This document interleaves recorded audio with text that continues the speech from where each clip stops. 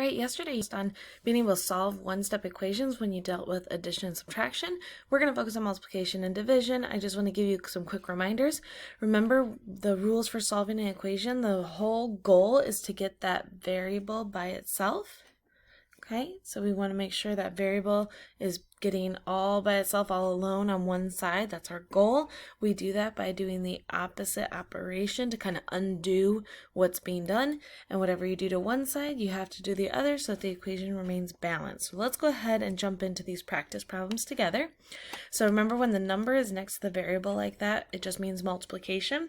So if it's starting as multiplication, that means in order to get the variable by itself, because that's our goal, then we need to undo what's happening to it right now. So if we're multiplying by 4 right now, to undo that, we need to divide both sides by 4. You can either show that with the fraction bar like this, or if you want to show it with the division sign like that. It doesn't matter, you choose, and you can pick which one and do it on both sides. So you choose which one you like best. So when we do it on this side, this is really saying 4 divided by 4, which is just going to leave you with 1, aka just k. All right, so you can put that as 1k if you want, if you prefer to write it that way, or you can just write the letter k. And on the other side, then we're going to be doing this equation, or this operation of 32 divided by 4. If you remember your multiplication facts, you should know that that ends up being 8. If not, you can always use a multiplication chart to help, or you can kind of count by 4 to see if it works out evenly.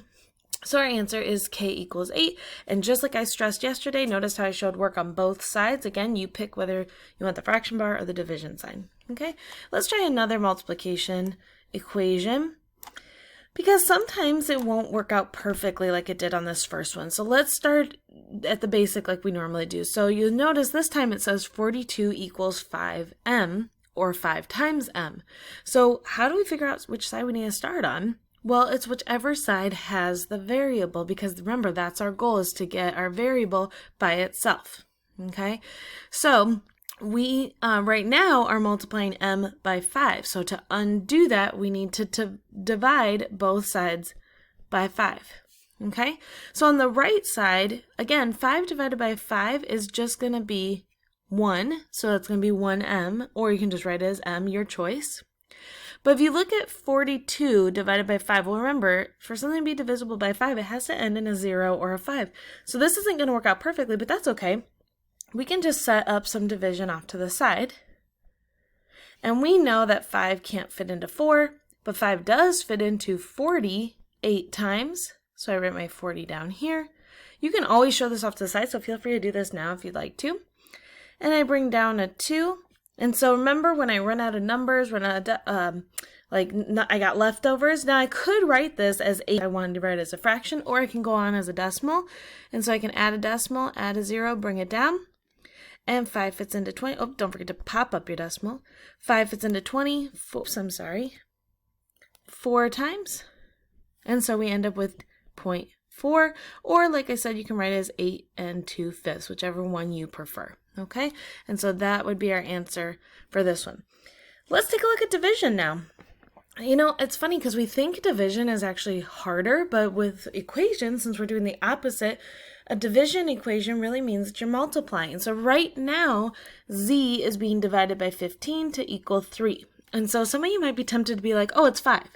Well, it's not saying 15 divided by z equals 3. It's saying z something divided by 15 gives us 3. So don't try and solve it in your head like that. Wait until you figure out your answer, and then you can always go back and double check. But what this is saying is we have z divided by 15, so we need to undo that. So to undo that, we need to multiply both sides by 15. Now, if you want to rewrite that and have 15 on top and do 15 times 3, you're more than welcome to. If you need to do that off to the side, feel free to do it. But some of you might have known that it was 45. So our answer ends up being z equals 45. And I know I kind of didn't line it up right there, but you get the idea. So again, showing that work on both sides. Okay, so that's really it. We started out with division. We ended up needing to multiply to undo that. Let's try that again over here. So this one is showing 9 equals x divided by 4, x over 4. Remember that fraction bar just means division. So this is just saying divided by 4. So we are going to have to undo that. Remember, we start on the side that has the variable because we want to isolate that. We want to get by itself. So that means right now we're dividing by 4. So to undo that, we need to multiply by 4 on both sides. And just a real quick point out, this is like saying like 1x over 4, so it's kind of like 1/4 of x, and we're doing times 4, so it's kind of like times 1 over 4, so these end up canceling out. That's really what's happening over here, okay? You don't need to show all that, I just want you to know. So then we just do 9 times 4 to get 36, and that equals our x on the other side by itself. So these would be our answers to these equations. Okay, again, just like what you're doing with addition and subtraction, you're just undoing whatever is being done to that variable. So you have 2 problems to try, just like you did yesterday. Make sure you show your work and answers on Seesaw, please. Okay, good luck. Look forward to seeing your answers.